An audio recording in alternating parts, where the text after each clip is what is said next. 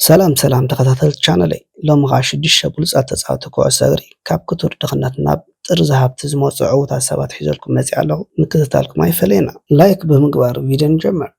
ካብ ድኽነት ዝመፁ ተፃወቲ ኩዕሶ እግሪ ዛንታታት ፍሮም ዜሮ ቴሮ ካብ ዜሮ ክሳብ ጅግና ኣብ ኩዕሶ እግሪ ካብ ኩሉ ፅፍሕታት ህይወት ንኩሉ ሰብ ድኽነት ክቃለስን ዝሓለመ ህይወትን ክነብር ዕድል ዝሃበ ሓደ ዓውዲ እዩ። እዞም ተፃወቲ ተውህቦ ካብ ድኽነት ንምህዳም ኣምላኽ ዝሃቦም መንገዲ ንምዃኑ ከረጋግፁ እንከለዉ ካብቲ ሓደጋ ኣምሊጦም ጥራይ ዘይኮነ ገለ ካብቶም ኣብ ዓለምና ዝሃብቶም ሰባት ኮይኖም ዓብዮም እዮም።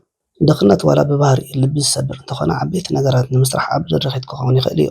ዓለም ካብቲ ዝኸበደ ኣተዓባብያ ተስዮም ኣማለኽቲ ኩዕሶ እግሪ ኮይኖም ካብቶም ዝዓበየ ቦታ ክረኽቡ ዘደንቑ ከዋኽብቲ ክትዕዘብ ክኢላ እያ። ብሃብቱ ኣብ ቀዳማይ ደረጃ ተሰሪዑ ዘሎ ብሉፅ ተፃዋታይ ዓለምና ክርስቲያኖ ሮናልዶ ፖርቱጋላዊ ፕሮፌሽናል ተፃዋታይ ኩዕሶ እግሪ ኮይኑ ኣብዚ ሕጂ እዋን ምስ ክለብ ፕሮፌሽናል ሊግ ስዑድ ዓረብ ኣልነስር ይፃወት ዘሎ ኮይኑ ሓለቓ ጋንታ ሃገራዊት ጋንታ ፖርቱጋል እዩ። ብዙሓት ካብቶም ናይ ኩሉ ግዜ ዝዓበዩን ዝበለፁን ተፃወቲ ኩዕሶ እግሪ ምዃኑ ዝረኸቦ ዓወታቱ ይገልፆ እዩ። እንተኾነ ግን ሓደ ካብቶም ካብ ድኻታት ድሕረ ባይታ ዝመፁ ተፃወቲ ኩዕሶ እግሪ ምዃኑ ዝፈልጡ ብዙሓት ኣይኮኑን። ኣብ ድኻታት ከባቢ ኣብ ሳንቶስ አንቶኒዮ ፖርቱጋል ኣብ ዝርከብ ካቶሊካዊ ክርስትያናዊ ገዛ እዩ ዓብዩ። ኣቦኡ ኣልኮላዊ መስተ ዝሰቲ ክኸውን ከሎ ኣዲኡ ድማ 4 ቆልዑ ንምዕባይ ከቢድ ግዜ ሓሊፋ እያ። እዚ ድማ ዳርጋን ሮናልዶ ከተወስዶ ምክንያት ኮይንዎ ነይሩ። ግን ኣብ እምነታ ፅንዕቲ ስለ ዝነበረት ሓጢኣት ፈሪሓ ገዲፋቶ። ሮናልዶ ድማ ናብዛ ዓለም ክላለ ተፈቒዱሉ ንዓለም ሙሉእ ከዓ ብብሉፅነቱ ኣመስኪሩ። ብኣንጻሩ ክርስቲያኖ ሕልሚ ዝመልኦ ወዲ እዩ ነይሩ። ናብ ቤት ትምህርቲ ምስ ከደ ግን ወዲ 14 ዓመት ከሎ ንሓደ ዘየኽብሮ መምህር ወንበር ምስ ደርበየሉ ካብ ትምህርቲ ዓለም ተባረረ። ሮናልዶ ነታ ስድራ ንምድጋፍ ስራሕ ክደሊ ደለየ። ኣዲኡ ግን ኣብያ ከም ተፃዋታይ ኩዕሶ እግሪ ሕልሙ ክስምር ነጊራቶ። እዚ ድማ ስርሒት ናይቲ ሕጂ ንዓለም ኩዕሶ እግሪ ዝናወፀት ዓባይ ኣርማ CR7 እያ ነይራ። ክርስቲያኖ ሮናልዶ ዶስ ሳንቶስ ኣብ 5 ለካቲት 1985 ተወሊዱ። ፖርቱጋላዊ ፕሮፌሽናል ተፃዋታይ ኩዕሶ እግሪ ኮይኑ ብሰፊሑ ከም ሓደ ካብቶም ዝዓበዩ ተፃወቲ ናይ ኩሉ ግዜ ዝቁፀር ሮናልዶ 5 ሽልማት ባሎን ዲዮር ክብረ ወሰን ዝሓዘ 3 ሽልማት ብሉፅ ተፃዋታይ ደቂ ተባዕትዮ ዩኤፋ ከምኡውን 4 ኤውሮጳዊ ወርቃዊ ጫማ ዝበዝሐ ኤውሮጳዊ ተፃዋታይ ተዓዊቱ። ኣብ ሂወቱ 33 ዋንጫታት ዝዓተረ ኮይኑ 7 ዋንጫታት ሊግ 5 ቻምፒዮን ሊግ ኤውሮጳ ቻምፒዮን ኤውሮጳን ሊግ ሃገራት ኤውሮጳን ሓዊሱ።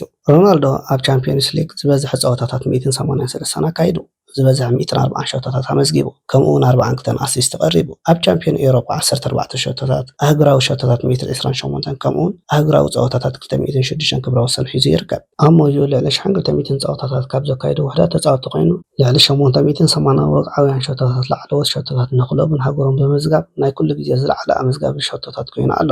ሮናልዶ ንላዕለዎት ፀወቱ ምስ ስፖርቲንግ ሊዝበን ጀመረ ኮይኑ ኣብ 2003 ምስ ማንቸስተር ዩናይትድ ብምፍራሙ ኣብ ቀዳማይ ዓመቱ ዋንጫ FA ካፕ ብተወሳኺ ንሰለስተ ተኸታታሊ ዋንጫታት ፕሪምየር ሊግ፣ ቻምፒየንስ ሊግ፣ ዋንጫ ዓለም ክለባት ፊፋን ክዕወት ክኢሉ። ኣብ 23 ዓመት ዕድሜኡ ድማ ንፈለማ እዋን ባሎን ዲዮር ተዓዊቱ። ሮናልዶ ኣብ 2009 ሚልዮን ዩሮ 80 ሚልዮን ፓውንድ ዝግመት ምስጋር ናብ ሪያል ማድሪድ ኣብ ዝፈረመሉ እዋን ኣብቲ እዋን እቲ ዝኸበረ ዝውውር ኩዕሶ እግሪ እዩ ነይሩ። ብሉፅ ኣበርክቶ ዝገበረ ኮይኑ ምስ ካሪም ቤንዚማን ጋሬዝ ቤልን ስሉሳዊ ኣጥቃዕቲ ብምቋም ካብ 2014 ክሳብ 2018 ላዴሲሞ ሓዊሱ 4 ቻምፒዮን ሊግ ተዓትራ ኺልዋ። ኣብቲ እዋን ኣብ 2013 2014 ባሎን ዲዮር ክዕወት ከሎ ኣብ 2016 2017 ድማ እንደገና ተዓዊቱ። ካብቲ ኣብ ሞይኡ መወዳድርቱ ተባሂሉ ዝግለጽ ሊዮኔል ሜሲ 3 ግዜ ካልኣይ ደረጃ ሒዙ።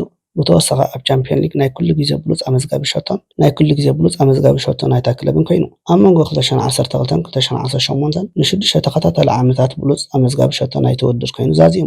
ምስ ሪያል ማድሪድ 4 ቻምፒዮን ሊግ፣ 2 ላሊጋ፣ 2 ኮፓ ደር ሌይ፣ 2 ሱፐር ካፕን 3 ዋንጫ ዓለም ክለባትን ኣመዝጊቡ። ኣብ 2018 ንጁቬንቱስ ብ100 ሚልዮን ዩሮ 88 ሚልዮን ፓውንድ ዝግመት ዝውውር ፈሪሙ። እዚ ድማ ንሓንቲ ኢጣልያዊት ክለብ ንልዕሊ 30 ዓመት ዝዕድሙ ተፃዋታይ ዝኸበረ ዝውውር እዩ። 2 ዋንጫታት ሰሪዓ፣ 2 ዋንጫታት ሱፐር ኮፓ ኢጣልያ፣ 1 ኮፓ ኢጣልያ ብምዕታር ፋልማይ ክቡር ተፃዋታይ ሰሪዓ ኮይኑ ኣብ ሊጋት እንግሊዝ፣ ስፓኛን ኢጣልያን ብሉፅ ኣመዝጋቢ ሸቶ ኮይኑ ዝዛዘመ ፋልማይ ተፃዋታይ ኩዕሶ እግሪ ኮይኑ ኣብ 2021 ናብ ማንቸስተር ዩናይትድ ተመሊሱ። እታ እንኮ ሙሉእ ዓመት ብሉፅ ኣመዝጋቢ ሸቶ እታ ክለብ ኮይኑ ዛዚሙ።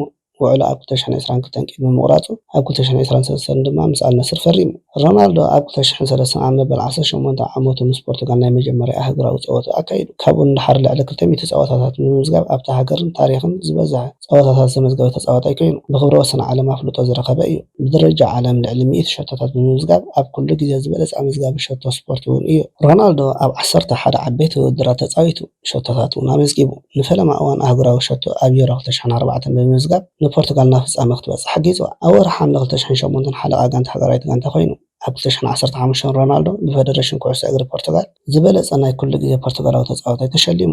ኣብ ዝቐጸለ ዓመት ንፖርቱጋል መሪሑ ኣብ ዩሮ 2016 ንፈለማ እዋን ኣብ ዓበይቲ ውድድር ዋንጫ ክትዓትር ከላ ካልኣይ ዝለዓለ ኣመዝጋቢ ሸቶ ናይቲ ውድድር ብምዃን ድማ ብሩር ቡት ተቐቢሉ እዚ ዓወት እዚ ንራብዓይ ጊዜኡ ባሎን ዲኦር ክረክብ ኣኽኢሉ። ብተወሳኺ ኣብ 2019 ኣብ ዝተኻየደ ፈላሚ ሊግ ሃገራት ኤውሮጳ ዓወት ብምምዝጋብ ኣብ መዛዘሚ ፀወታ ብሉፅ ኣመዝጋቢ ሸቶ ዝብል ሽልማት ረኺቡ። ድሒሩ ድማ ብሉፅ ኣመዝጋቢ ሸቶ ዩሮ 2020 ኮይኑ ወርቃዊ ቡት ተቐቢሉ። ሓደ ካብቶም ኣብ ዓለምና ዕዳጋ ዝበዝሖም ፍሉጣት ኣትሌትን ዝኾነ ሮናልዶ ኣብ 2016 2017 2023 ብፎርብስ ዝለዓለ ደሞዝ ዝኽፈል ኣትሌት ዓለም ክኸውን ከሎ ካብ 2016 ክሳብ 2019 ድማ ብኤስፒኤን ዝበዝሐ ፍሉጥ ኣትሌት ዓለም ተባሂሉ ተሰሪዑ። ዘ ታይምስ ኣብ ዝርዝር ናይቶም ኣብ 2014 ኣብ ዓለምና 100 ጸለውቲ ሰባት ክትብል ሓፂያቶ። ኣብ ህይወቱ $1 ቢልዮን ኣሜሪካ ዝረኸበ ፋልማይ ተጻዋታይ ኩዕሶ እግርን ሳልሳይ ስፖርተኛን እዩ። ካልኣይ ዝላታን ኢብራሂሞቪች። ዝላታን ኢብራሂሞቪች ሓደ ካብቶም ደኻታት ዝዓበየ ተጻዋቲ ኩዕሶ እግሪ እዩ። ሓደ ስቡሕ ደኻ ጽዩፍ ወዲ ሓደ ካብቶም ዝበለፁ ተጻዋቲ ኩዕሶ እግሪ ኮይኑ ተረኺቡ ኣንበሳ ተባሂሉ ክጽዋዕ ከም ዝኽእል ዝፈልጥ ሰብኣይ ነበረ።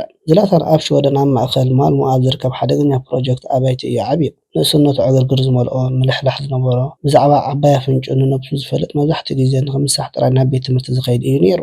ወለዲ ዝላታን ወዲ 2 ዓመት ከሎ ተፈላለዮም ኩነታቱ ኣግዲዶሞ። እዚ ድማ ንህይወት ብካልእ መንገዲ ከም ዝጥምታ ገይርዎ። ካብቲ ተሪር ክውንነት ህይወት ንኽድሓን ሓያልን ጨካንን ክኸውን ነይርዎ። ካብ ባርነት ኣምሊጡ ሓደ ካብቶም ናይ ኩሉ ግዜ ዝኸበሩን ዝበለፁን ተጻወቲ ክኸውን ክኢሉ። ዝላታን ኢብራሂሞቪች ሽወደናዊ ቦዝንያዊ 3 ጥቅምቲ 1981 ተወሊዱ። ሽወደናዊ ፕሮፌሽናል ተጻዋታይ ኩዕሶ እግሪ ነበር ኮይኑ ከም ኣጥቃዒ ይጻወት እዩ። ኢብራሂሞቪች ብኣክሮባቲክ ስትራይክን ቮልን ቴክኒክን ምቁፅጻር ኩዕሶን ከምኡውን ብኣካላዊ ዓብላልነት ይፍለጥ። ናይ ኩሉ ግዜ ካብ ዝዓበየ ኣጥቃዕቲ ሓደ ኮይኑ ዝቁፀር ኮይኑ ኣብ ህይወቱ 34 ዋንጫታት ብምዕታር ኣብ ዓለምና ካብቶም ብብዝሒ ዋንጫ ዝዓተሩ ብሉፅ ተጻዋታይ ኩዕሶ እግሪ ሓደ እዩ። ኣብ ሞይኡ ልዕሊ 570 ሸቶታት ኣመዝጊቡ ልዕሊ 500 ሸቶታት ክለባት ሓዊሱ። ኢብራሂሞቪች ኣብ 1999 ኣብ ማልሞ ኤፍ ፃወቱ ጀሚሩ።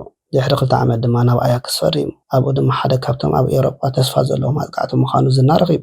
ድሕሪ 2 ዓመት ናብ ጁቬንቱስ ንምፍራን ተበጊሱ። ኣብ 2006 ምስ ናይ ውሽጢ ሃገር መቐናቕንታ ኢንተር ሚላን ቂድሚ ምፅምባሩ ኣብ ኢንተር ሚላን ንሰለስተ ተኸታታሊ ዋንጫ ሰሪዓ ብምዕታር ተፈታውነቱ ድማ ርኡይ ወሰኻሪ እዩ። ኣብ ሓጋይ 2009 ሓደ ካብቶም ዝኸበሩ ዝውውር ዓለም ናብ ባርሰሎና ተሰጋጊሩ ድሕሪ 1 ዓመት ስፖርት ጥራይ ምስ መወዳድርታ ኢንተር ሚላን ፈሪሙ ናብ ኢጣልያ ተመሊሱ። ምስኦም ድማ ኣብ ናይ መጀመርታ ዓመቱ ዋንጫ ሰሪዓ ተዓዊቱ። ኣብ 2012 ኢብራሂሞቪች ናብ ፒኤስጂ ብምፅምባር ድሕሪ 19 ዓመታት ንፈለማ እዋን ዋንጫ ሊግ ዋን ክትዓትር ኣኽኢልዋ። ነዊሕ ከይፀንሐ ድማ ኣብ ዕብላለ ኩዕሶ እግሪ ፈረንሳ መሪሕ ተራ ሒዙ። ኣብ ፈረንሳ ኣብ ፀናሕሉ ናይ 4 ዓመታት ፃንሖት 4 ተኸታተልቲ ዋንጫታት ሊግ ዋን ብምዕታር ን3 ዓመታት ኣብ ሊግ ዋን ዝለዓለ ኣመዝጋቢ ሸቶ ብምምዝጋብ ኣብቲ እዋን ኣብ ኩሉ ግዜ ዝበለፀ ኣመዝጋቢ ሸቶ ፒኤስጂ ኮይኑ ኣብ 2016 ብናፃ ዝውውር ናብ ማንቸስተር ዩናይትድ ብምፅምባር ኣብ ፈላሚ ዓመቱ ንፈለማ እዋን ኤውሮጳዊ ክብሪ ረኺቡ። ኢብራሂሞቪች ኣብ 2018 ናብ ኣሜሪካዊት ክለብ ኤልኤ ጋላክሲ ተፀምቢሩ። ኣብ 2020 ዳግማይ ናብ ሚላን ብምፅምባር ኣብ 2022 ንሓሙሻይ ግዜ ዋንጫ ሰሪዓ ተዓዊቱ። ኢብራሂሞቪች ሓደ ካብቶም ንሃገራዊት ጋንታ ሽወደን 100 ልዕሊኡን ፀወታታት ዝተሳተፉ 11 ተፃወቲ ኮይኑ ኣብ ውሽጢ 20 ዓመታት ሃገራዊ ፀወቱ እዩ 62 ሸቶታት ብምምዝጋብ ናይ ኩሉ ግዜ ኣብ ቅድሚት ዝስራዕ ኣመዝጋቢ ሸቶ እታ ሃገር ኮይኑ ኣብ ዋንጫ ዓለም 2002-2006 ከምኡውን ኣብ ዋንጫ ኤውሮጳ 2004-2008 2012-2016 ንሽወደን ወኪል ተሳቲፉ። ንሱ ንብሉፅ ተፃዋታይ ሽወደናዊ ዝተዋህበት ጎልደን ቦል ወርቃዊ ኩዕሶ ተሸሊሙ። እዚ ድማ ካብ 2007 ክሳብ 2016 10 ተኸታታሊ ግዜ ሓዊሱ 12 ግዜ ክብረ ወሰን ሒዙ። ኢብራሂሞቪች ካብ 35 ያርድ ብብሽክለታ ንሽወደን ኣንጻር እንግሊዝ ዘመዝገባ ሸቶ ኣብ 2013 ፊፋ ፑሽካሽ ሽልማት ተዓዊታ። መብዛሕትኡ ግዜ ድማ ሓንቲ ካብቶም ዝበለፁ ሸቶታት ናይ ኩሉ ግዜ ተባሂላ ትፅዋዕ። ካልኦት ተዘካሪ ሸቶታት ኣመዝጊቡ እዩ ብፍላይ ዋንጫ ኤውሮጳ። ኢብራሂሞቪች ኣብ 2013 ኣብ ፊፋ ፊፕሮ ወርልድ ኤክስ ተሸሊሙ። ኣብ 2007 2009 2013 2014 ድማ ብሉፅ ጋንታ ዩኤፋ ተባሂሉ ተሸሊሙ። ኣብ 2015 ዩኤፋ ሓደ ካብቶም ቻምፒዮንስ ሊግ ዘይተዓወቱ ብሉፃት ተፃወትቲ ኢሉ ረቂሕዎ። ኣብ 2019 ድማ መጽሔት ፎርፎርቶ ኣብ ውድድር ዘይተዓወተ ሳልሳይ ዝዓበየ ተፃዋታይ ኢላ ሰሚያቶ። ኣብ ታሕሳስ 2014 ሽወደናዊት ጋዜጣ ዳግነስ ኒህተር ድሕሪ ተፃዋታይ ቴኒስ ቢዮን ቦር ካልኣይ ዝዓበየ ሽወደናዊ ስፖርተኛ ክትብል ሰሪዓቶ። ካብ ሜዳ ወፃኢ ኢብራሂሞቪች ብዘይካት ነብሱ ብሳልሳይ ኣካል ምጥቃስ ብዘለዎ ድፍረት ፔርሶናን ቁሉዕ ርእይቶታት ይፍለጥ። ዝላታን ኢብራሂሞቪች ፅሩይ ሃብቱን ደሞዙን $190 ሚልዮን እዩ። ብሳልሳይ ደረጃ ዝተሰርዐ ሉካ ሞድሪች ላኪ ሉካ ዕድለኛ ሉካ ዝብል ሳጓ ዝተሰመየ ሞድሪች ብ9 መስከረም 1985 ኣብ ዛድር ክሮኤሽያ ካብ ኣዲኡ ራዶይካን ኣቦኡ ስትሪፕ ሞድሪችን ተወሊዱ። ኣዲኡ ሰራሕተኛ ዓለባ ክትከውን ከላ ኣቦኡ ድማ ኣብ ኩናት ንዝነበሩ ወተሃደራት ክሮኤሽያ መኻይን ዝጽግን ወተሃደራዊ መካኒክ እዩ ነይሩ። እዛ ስድራ ግን ኣብ እዋን ኩናት ቦዝንያ ካብ ወረርቲ ሰርቢያ ዝሃደሙ ስደተኛታት እዮም። እዚ ድማ ኣዝዩ ትሑት ኣታዊ ዘይምቹእ ናይ መናባብሮ ሃዋህው ሒዞም ክሰርሑ ገይርዎ። ንሞድሪች ድኽነት ጥራይ ናይ ንእስነቱ ዕንወት ኣይነበረን። መንእሰይ ሞድሪች ምስቲ ኣብ ጥርዚ ኩናት ናጽነት ክሮኤሽያ ብዓመጽቲ ሰርቢያ ዝተቐትለ ኣባ ሕጉኡ እናሓደረ ከሎ ከም ጓሳ ኣጣል ኮይኑ ይሰርሕ ነይሩ። ሞት ኣባ ሕጉኡ ነቲ ዝነበረ ከቢድ ህይወት ዝያዳ ኣግደዶ። ምክንያቱ ገዝኦም እውን ሓዊ ስለ ዝተቃጸለ ስድርኡ ድማ ካብቲ ከባቢ ክወፁ ተገዲዶም። ዋላ እኳ ጸገማት እንተነበረ ሞድሪች ንኩዕሶ እግሪ ዝነበሮ ተፈጥሮኣዊ ፍቕሪ ፈጺሙ ኣይሃሰሰን። ብዓቕልን ዓቕምን ድማ ቀጻሊ ዕቤት እዩ። ኣብ ግዜ ንእስነቱ ብፕሮፌሽናል መንገዲ ኩዕሶ እግሪ ክጻወት ከም ዘይክእል ኣዝዩ ደቂቕ ኣካላት ዝውንን ዝነበረ እዩ። ይኹን እምበር ቅንኢ ቆራጽነት ጻዕርን ብዓብዪ ድማ ፍቕሪ ጸወታን ነቲ ከም ዘይጻወት ዝመስል ዝነበረ ተኽለ ሰውነቱ ክቕይር ገይርዎ። ቀጺሉ ድማ ክሮኤሽያዊ ሓለቓ ጋንታን ሓደ ካብቶም ዝበለጹ ተጻወትቲ ዓለምን ኮይኑ። ልኳ ሞድሪች ክሮኤሽያዊ ፕሮፌሽናል ተጻዋታይ ኩዕሶ እግሪ ኮይኑ ከም ኣከፋፋሊ ክለብ ላሊጋ ሪያል ማድሪድ ዝጻወትን ሓለቓ ጋንታ ሃገራዊት ጋንታ ክሮኤሽያን እዩ።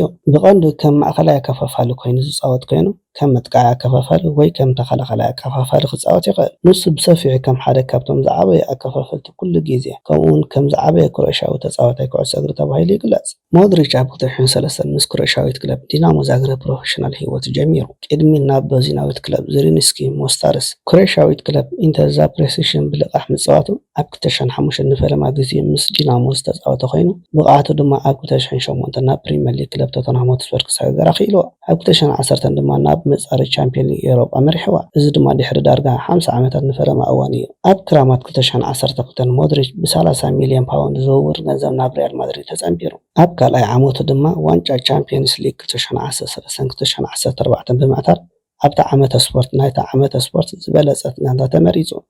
ዚነዲን ዚዳን ኣብ 2016 ንማድሪድ ድሕሪ መሓዙ ሞድሪች ካብ 2015-2016 ክሳብ 2017-2018 ኣብ ሰለስተ ተኸታታሊ ዋንጫታት ቻምፒየንስ ሊግ እታ ክለብ ብሉጽ ኣባል ኮይኑ ብድምር ኣብ ማድሪድ 24 ዓበይቲ ዋንጫታት ዝዓተረ ኮይኑ 5 ቻምፒየን ሊግ፣ 3 ዋንጫ ላሊጋ፣ 2 ዋንጫ ኮፓ ደል ሬይ ሓዊሱ። ሞድሪች ኣብ 2018 ሽልማት ባሎን ዲኦር ሓዊሱ ብዙሓት ውልቃዊ ሽልማታት ብምዕዋት ድሕሪ 2007 ብዘይካ ሊዮነል ሜሲ ወይ ክርስቲያኖ ሮናልዶ ነዚ ሽልማት ዝዓተረ ናይ መጀመርታ ተጻዋታይ ኮይኑ ብሉጽ ተጻዋታይ ደቂ ተባዕትዮን ፊፋን ብሉጽ ተጻዋታይ ደቂ ተባዕትዮን ዩኤፋን ድማ ኮይኑ ኣብ 2018 ብሉጽ ተጻዋታይ ዓለም IFFHS ተባሂሉ እውን ተሸሊሙ። ብተወሳኺ ኣብ ፊፋ ፕሮ ዓለም 11 ግዜ 3 ግዜ ድማ ብሉጽ ጋንታ ዩኤፋ ተባሂሉ ተሸሊሙ። ኣብ 2019 ድማ ብውጽኢትን ሞያን ስብእናን ሽልማት ወርቃዊ እግሪ ተሸሊሙ። ሞድሪች ኣብ መጋቢት 2006 ምስ ክሮኤሽያ ኣንጻር ኣርጀንቲና ንፈለማ ግዜ ኣህጉራዊ ጸወታ ዘካየደ ኮይኑ ኣብ ምሕዘነታዊ ጸወታ ኣንጻር ኢጣልያ ንፈለማ እዋን ኣህጉራዊ ሸቶ ኣመዝጊቡ። ሞድሪች ንክሮኤሽያ ካልኣይ ወርቃዊ ወረዳ መልሕቕ ገይርዋ እዩ። ኣብ ነፍሲ ወከፍ ዓበይቲ ውድድራት ክሮኤሽያ ዝሓለፈትሉ እንተላይ ካብ ዩሮ 2008 ክሳብ 2020 ከምኡውን ካብ ዋንጫ ዓለም 2006 ክሳብ 2022 ተሳቲፉ። ኣብ ዩሮ 2008 ንጋንታ ናይቲ ውድድር ሞድሪች ንክሮኤሽያ መሪሕና ፍጻመ ዋንጫ ዓለም 2018 ብምኻድ ካልኣይ ደረጃ ብምሓዝ ብሩር መዳልያ ተሸሊሙ። ኣብ ዋንጫ ዓለም 2022 ነታ ጋንታ መሪሑ ሳልሳይ ደረጃ ብምሓዝ ናሓስ መዳልያ ተሸሊሙ። ኣብ መጋቢት 2021 ድማ ኣብ ታሪኽ ዝበዝሐ ጸወታታት ዝሓዘ ተጻዋታይ እቲ ሃገር ኮይኑ ካብ ዝሓሊፉ ኣብ መንጎ 2007-2023 12 ግዜ ብሉጽ ተጻዋታይ ኩዕሶ እግሪ ክሮኤሽያ ተባሂሉ ተሸሊሙ ኣሎ። ጽሩይ ሃብቲ ሉካ ሞድሪች ኣብ 2024 $9 ሚልዮን ምዃኑ ይግመት። ራብዓይ ደረጃ ኔይማር ብራዚላዊ ፕሮፌሽናል ተጻዋታይ ኩዕሶ እግሪ ኮይኑ ሞዩ ኣብ ደቡባዊ ብራዚል ኣብ እትርከብ ንእሽቶ ኣውራጃ እዩ ጀሚሩ። እዚ ኣውራጃ እዚ ካብቲ ኣብቲ ከባቢ ዝርከብ መጓሓፊ ሒደት ብሎኮታት ርሒቑ ይርከብ። ቅድሚ ሱፐርስታር ኩዕሶ እግሪ ዓለም ምዃኑ ንእስነቱ ብዙሕ ግዜ ምስ ወደባትን መዕረፊ መኻይንን ዝተኣሳሰር ኮይኑ ነብኡ ይተሓጋገዙ ነይሩ። ናይ መጀመርታ ጫምኡ ካብ መጓሓፊ ጓሓፍ ኣልዒሉ እዩ ጸወታ ጀሚሩ። ንዕላማ ሱፐርስታር ንምዃን ተወፋይነት ነይርዎ። ኣብ ጎደናታት ብራዚል ከም ኩሉ ቆልዓ ይጻወት ነይሩ። ኣብ ውሽጢ ሒደት ዓመታት ምስ ሳንቶስ ብምጽምባር ኣቓልቦ ኩለን ዓበይቲ ክለባት ስሒቡ። መብዛሕትአን ናይ ኤውሮጳ እየን ነይረን። እቲ ጸገም ከቢድ እዩ። እንተኾነ ግን እቲ ጽዑቕ ፍቕሪ ኩዕሶ ብቐጻሊ ክጽዕራ ኣነቓቂሕዎ። ቅድሚ ምውላዱ ኣልትራሳውንድ ስካን ምግባር እኳ ዓቕሚ ዘይነበሮ ኣዝዩ ከቢድ መነባብሮ ይነብሩ ነይሮም። ኔይማር ኣብ ኩዕሶ እግሪ ዘለዎ ተገዳስነት ኣብ 12 ዓመት ዕድሙ ንፈለማ እዋን ውዕል ፈሪሙ። እዚ ስጉምቲ እዚ ከም በዓል ባርሰሎና፣ ሪያል ማድሪድ ዝኣምሰላ ላዕለዎት ጋንታታት ነዚ መንእሰይ ብቐረባ ክጥምቱ ኣኽኢልዎን። ኣብ 17 ዓመት ዕድሙ ንፈለማ ግዚኡ ዝተጻወተ ኮይኑ ኣብዚ ስፖርት ታሪክ ዝሰርሕ ሞያ ዘደንቕ ጅማሮ ሂብዎ። ኔይማር ዳ ሲልቫ ሳንቶስ ጁኒየር 5 ለካቲት 1992 ዝተወልደ ብኔይማር ጁኒየር ዝፍለጥ ብራዚላዊ ፕሮፌሽናል ተጻዋታይ ኩዕሶ እግሪ ኮይኑ ምስ ክለብ ስዑድ ዓረብ ፕሮ ሊግ አልሂላል ንሃገራዊት ጋንታ ብራዚልን ከመጥቃዕ ኮይኑ ይፃወት። ብቴክኒካዊ መዳይ ንፉዕ ተፃዋታይ ኮይኑ ብፍሉይ ቅዲ ፀወታ ናይ ምሕላፍ ክእለቱን ክልተ እግሩን ዝፍለጥ እዩ። ኔይማር ብውሕዱ ንሰለስተ ዝተፈላለያ ክለባት 100 ሸቶታት ኣመዝጊቡ ኣሎ። ሓደ ካብቶም ውሕዳት ከምኡ ዝገበሩ ተፃወቲ ኮይኑ ኣብ ታሪክ ቻምፒየንስ ሊግ ድማ ዝለዓለ ሸቶታት ዘመዝገበ ብራዚላዊ ተፃዋታይ እዩ። ኔይማር ኣብ 2009 ምስ ሳንቶስ ንፈለማ እዋን ፕሮፌሽናል ፀወታ ኣካይዱ። ኣብ 2011 ድማ ድሕሪ ኣስታት 50 ዓመታት ንፈለማ እዋን ኣብ ኮፓ ሊበርታዶስ ክዕወት ሓጊዝዎ። ኣብ 2013 ናብ ባርሰሎና ተፀሚሩ ምስ ሊዮነል ሜሲን ሉዊስ ሱዋሬዝን MSN ተባሂሉ ዝፅዋዕ ስልሳዊ ዝበለፀ ስምረት ኣጥቃዕቲ ኮይኑ ኣብ ቀዳማይ ዓመተ ስፖርት ላሊጋ ኮፓ ደርሌን ቻምፒዮን ሊግን ኤውሮፓን ኮንቲነንታል ትረብል ዝዓተረ ኔይማር ኣብ ወፍሪ ቻምፒየንስ ሊግ ብሓባር ዝለዓለ ኣመዝጋቢ ሸቶ ኣብ ኮፓ ደርሌይ ድማ ብሉፅ ኣመዝጋቢ ሸቶ ኮይኑ ኔይማር ኣብ 2017 ናብ PSG ብ222 ሚልዮን ዩሮ ዝውውር ብምፅምባሩ ክሳብ ሕጂ ዝኸበረ ተፃዋታይ ዓለም ኮይኑ ኣብ ክብረ ወሰን ሰፊሩ ንረኽቦ። ኣብኡ ድማ ብሉፅ ተፃዋታይ ሊግ ዋን ተዓዊቱ 5 ዋንጫታት ሊግ ዋን ተዓዊቱ። PSG ኣብ ቻምፒየንስ ሊግ 2019-2020 ካልኣይ ክትከውን ድማ ብሉፅ ብቕዓት አንፀባሪቑ። ብዘይካዚ ዋላ እኳ ተደጋጋሚ ማህረምቲ ንፀወታ ግዜ ብቐፃሊ ዝዘርግ እንተኾነ ኣብ ኩሉ ግዜ ዝለዓለ ኣመዝጋቢ ሸቶ PSG ራብዓይ ደረጃ ሒዙ ይርከብ። ኣብ 2023 ኣብ ታሪክ ፕሮ ሊግ ሳዑዲ ዓረብ ዝኸበረ ፈራሚ ኮይኑ ብ9 ሚልዮን ዩሮ ምስ አልሂላል ፈሪሙ። ክሳብ 2024 ፅሩይ ሃብቲ ኔይማር 85 ሚልዮን ዶላር ከም ዝግመት ፎርብስ ሓቢሩ። ቀንዲ ምንጪ ሃብቲ ካብቲ ውሩይ ናይ ኩዕሶ እግሪ ሞይኡ ዝመፅእ ኮይኑ 50 ሚልዮን ዶላር ካብ ደሞዝን ዓወታቱን ተወሳኺ 35 ሚልዮን ዶላር ድማ ካብ መውዕዋዕ ይረክብ። 5ይ ደረጃ ሴኔጋላዊ ሳዲዮ ማነ ክሳብ ለካቲት 2023 ወዲ 30 ዓመት ዝኸውን ኣብ ሴኔጋላዊ ራጃ ሰዲዎ ኣብ እትርከብ ንእሽተይ ከተማ ባምባላ ዓብዩ። ማነ ብሰንኪ ድሕረ ባይቶ ናብ ቤት ትምህርቲ ከይዱ ኣይፈልጥን። ኣቦኡ ድማ ኩዕሶ እግሪ ከይፃወት ኣብ ክንዶ ኣብ ሃይማኖት ከድህብ ኣገዲድዎ። ኣብ ጎደናት ባምባዲ ሴኔጋል ንዓመታት ምስቶም ድኻታት ረድኣ ዘይብሎም ኣዕሩኽ ኮይኖም ንዓመታት ኩዕሶ ተፃዊቱ። ሳላ እዚ ድማ ሓደ ፈረንሳዊ ስካውት ረኺቡ ናብ ፈረንሳይ ወሰዶ። ነቲ ዘገርም ክእለቱ ከርኢ ኣብኡ ድማ ምስ ሜትስ ክፃወት ጀሚሩ። ሞያ ሳዲዮ ማነ ብዓብዩ ብናይ ንእስነት ዝድረኽ ኮይኑ ኩሉ ግዜ ኣብ ሕብረተሰብ ንዝርከቡ ፅቁማት ክሕግዝ ይፅዕር። ዘይከምቶም ካልኦት ክቡራት መኻይን ስልማት ኣነባብራን ዘርእዩ ከዋኽብቲ ተፃወቲ ኣብያተ ትምህርቲ ክሓንፅ ነቶም ድኻታት መግብን ክዳውንትን ክህብ ይመርፅ። ኣብ ኩዕሶ እግሪ ዓለም ከም ኣፍሪቃዊ ልዑል እኹል ኣፍልጦ ረኺቡ። ኣብታ ዝዓበየላ ከተማ ባምባሊ ሴኔጋል ንህንፀት ሆስፒታል ንምምዋን 500,000 ፓውንድ ብምውፋይ ብዝገበሮ ናይ ግብረ ሰናይ ስራሕ ሽልማት ሰቑራጦስ ኣቲሩ። መስጊድ፣ ቤት ትምህርቲ፣ ስታድዮም፣ ሆስፒታል ኣስሪሕሎም። ነፍሲ ወከፍ ስድራ ቤት ወርሓዊ 70 ፓውንድ ካብ ማነ ይወሃቡ። ፍቅሪ ማነ ኣብ ከተማ ባምባሊ ፍሉይን መሳጥን እዩ። ከም ማነስ ይህሉ ደኸውን። ሳዲዮ ማነ 10 ሚያዝያ 1992 ተወሊዱ። ሴኔጋላዊ ፕሮፌሽናል ተፃዋታይ ኩዕሶ እግሪ ኮይኑ ኣብ ስዑዲ ፕሮ ሊግ ክለብ አልነስር ሃገራዊት ጋንታ ሴኔጋልን ከም ኣጥቃዓይ ወይ ክንፊ ዝፃወት እዩ። ብፀቕቲ ድሪብሊንግ ቅልጣፈን ዝፍለጥ ማነ ብገለ ምንጭታት ሓደ ካብቶም ኣብ ኩሉ ግዜ ዝበለፁ ኣፍሪካውያን ተፃወቲ ተባሂሉ ይግለጽ። ማነ ኣብ መበል 19 ዓመቱ ምስ ክለብ ሊግ 2 ሜትስ ፕሮፌሽናል ሂወቱ ዝጀመረ ኮይኑ ድሕሪ ናይ ጽሙዕ ዓመተ ስፖርት ግን ኣብ 2012 ብ4 ሚልዮን ዩሮ ናብ ኣውስትራልያዊት ክለብ ሬድ ቡል ሳልስበርግ ተፀምቢሩ። ኣብ 2013-2014 ዓመተ ስፖርት ድማ ኣብ ውሽጢ ሃገር ደርብ ሊግን ዋንጫን ተዓዊቱ። ኣብ መወዳእታ ናይቲ ክረማት ማነ ናብ እንግሊዛዊት ክለብ ሳውዝሃምፕተን ተሰጋጊሩ ብ11.8 ሚልዮን ፓውንድ ክብረ ወሰን ክለብ ዝሰበረ። ኣብኡ ድማ ኣብ 2015 ንኣስቶን ቪላ 6-1 ኣብ ሳዕረትሉ ፀወታ ኣብ 176 ካልኢት 3 ሸቶታት ብምዝጋብ ዝቐልጠፈ ሃትሪክ ብምዝጋብ ሓድሽ ክብረ ወሰን ፕሪምየር ሊግ ኣመዝጊቡ። ማነ ኣብ 2016 34 ሚልዮን ፓውንድ ምስ ክለብ ፕሪምየር ሊግ ሊቨርፑል ፈሪሙ። ኣብቲ እዋን እቲ ዝኸበረ ኣፍሪቃዊ ተፃዋታይ ከም ዝኾነ ተገሊጹ። ድሕሪ ምኻድ ፍርያም ኣከፋፋሊ ፊሊፕ ኮቲንዮ ምስ መሐመድ ሰላሕን ሮበርቶ ፈርሚኒዮን ዘስካሕካሕ ስሉሳት ቃዕቲ ብምቕዓም ነዛ ጋንታ ኣብ 2018-2019 ናብ ፍጻመ ቻምፒዮን ሊግ ኤውሮጳ ክትበፅሕ ሓጊዝዋ። ኣብ 2019 ድማ ቻምፒዮን ሊግ ተዓዊቱ። ብተወሳኺ ኣብ ዓመተ ስፖርት 2018-2019 ናይ ሓባር ብሉፅ ኣመዝጋቢ ሸቶ ናይቲ ሊግ ኮይኑ ዛዚሙ። ወርቃዊ ቡት ፕሪምየር ሊግ ተዓዊቱ። ብድሕሪኡ ማነ ኣብ ፕሪምየር ሊግ 2019-2020 ብምዕዋት ን30 ዓመታት ዝፀንሐ ደርቂ መዕተሪ ዋንጫ ፕሪምየር ሊግ ንሊቨርፑል ሓጊዙ። ኣብ ጥቅምቲ 2021 መበል 100 ሸቶ ፕሪምየር ሊግ ብምምዝጋብ ኣብዚ ኣሃዛት ዝበዝሐ ሳልሳይ ኣፍሪቃዊ ኮይኑ ማነ ኣብ ሕታም ባሎን ዲዮር 2019-2022 ብቐድም ተኸተል ራብዓይን ካልኣይን ደረጃ ሒዙ። ከምኡውን ኣብ ብሉፅ ተፃዋታይ ደቂ ተባዕትዮ ፊፋ ኣብ 2019 5ይ ኣብ 2020 ድማ ራብዓይ ደረጃ ሒዙ። ብደረጃ ዓለም ማነ ማና ኣብ 2012 ንፈለማ ግዚኡ ንሴኔጋል ኣብ ዘካየደ 107 ፀወታታት 43 ሸቶታት ኣመዝጊቡ። ኣብዚ እዋን እዚ ድማ ናይ ኩሉ ግዜ ዝበለፀ ኣመዝጋቢ ሸቶ ሃገሩ እዩ። ኣብ ኩሉ ግዜ ድማ ካልኣይ ደረጃ ሒዙ ይርከብ። ኣብ ኦሎምፒክ 2012 ንሴኔጋል ወኪሉ ከምኡ እውን ኣብ ሕታማት ዋንጫ ኣፍሪቃ 2015 2017 2019 2021 2023 ተሳቲፉ። ኣብ ውድድር 2019 ማነ ንሴኔጋል ካልኣይ ደረጃ ክትሕዝ ሓጊዝዋ። ድሕሪ ሓደ ዓመት ድማ ብሉፅ ተፃዋታይ ኩዕሶ እግሪ ኣፍሪቃ ተባሂሉ ተሸሊሙ። ኣብ መዛዘሚ ፀወታ 2021 ማነ ኣብ ፍጹም ቅላዕ ዓወት ዘመዝገበ ሸቶ ብምዝጋብ ንሴኔጋል ንፈለማ እዋን ዋንጫ ኣፍሪቃ ክትዓትር ኣኽኢልዋ። ኣብ 2022 ንኻልኣይ ግዜ ብሉፅ ተፃዋታይ ኣፍሪቃ ተባሂሉ ተሸሊሙ። ማና ኣብ ዋንጫ ዓለም 2018 ንሃገሩ ወኪሉ እውን ተሳቲፉ። ኣብዚ ውድድር ንኻልኣይ ግዜ ተሳቲፉ። ሳድዮ ማነ ክሳብ 2024 $25 ሚልዮን ሃብቱ ብምዃኑ ሓደ ካብቶም 20 ሃብታማት ተፃወቲ ኩዕሶ እግሪ ኣፍሪቃ ይገብሮ። ሻድሻይ ናይ መወዳእታን ኣሌክሲስ ሳንቸዝ ብ19 ታሕሳስ 1988 ኣብ ቶካፒላ ቺለ ተወሊዱ። ድሕሪ ልደቱ ኣቦኡ ምስታ ንእሽተይ ነጋሪት ዝነበረት ኣዲኡ ማርቲና ሳንቸዝን ካልኦት ክልተ ኣዋልድን ገዲፎም ካልእ ህይወት ክመርሕ ካብ ዝብሎ ተፈልየ። ማርቲና ኣደ ሳንቸዝ ዕለታዊ ምግቦም ንምምእራር ኣብ ብዙሕ ስራሓት ክትልጥፍ ጀመረት። ኣብ ምሕፃብ ክዳውንቲ፣ ምሻጥ ዓሳን ዕምበባታትን። ግን ንኩሎም እኹል ኣይነበረን። ኣኳ ኣሌክሲስ ንንእሽቶ ሳንቸዝ ብምውሳድ ነቲ ዝነበረ ኩነታት ሓጊዝዎም። ድሒሩ ድማ ኣብ ሓንቲ ናይ ከባቢ ክለብ ቤት ትምህርቲ መንእሰያት ኣራኳ ኣመዝጊብዎ። ይኹን እምበር ብዙሕ ክፍሊ ስለ ዘይነበሮ ሳንቸዝ ስራሕ ክደሊ ተገዲዱ። ኣብኡ ድማ መካይን ሓፅብን ኣብ መካነ መቃብርን ይሰርሕ ነይሩ። ቺላዊ ፕሮፌሽናል ተፃዋታይ ኩዕሶ እግሪ ኮይኑ ከም ኣጥቃዒ ንክለብ ሰሪ A ኢንተር ሚላን ሃገራዊት ጋንታ ቺለን ዝፃወት ዘሎ እዩ። መብዛሕትኡ ግዜ ከምዚ ዓበየ ቺላዊ ተፃዋታይ ናይ ኩሉ ግዜ ይቁፀር።